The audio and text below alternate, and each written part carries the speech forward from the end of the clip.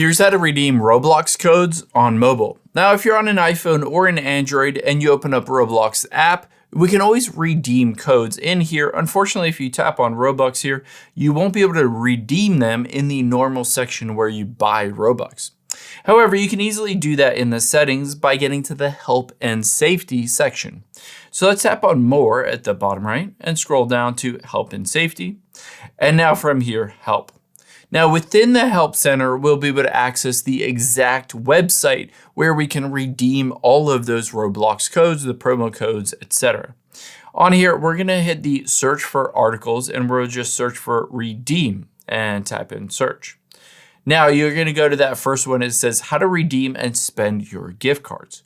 Once you go here, you'll be able to see, it just says all you need to do is go to roblox.com/redeem. And if you tap on that, it will pop up with a website. Keep in mind, you will need to log into your account. And after you've done that, all you need to do is type in whatever that promo code is and hit redeem.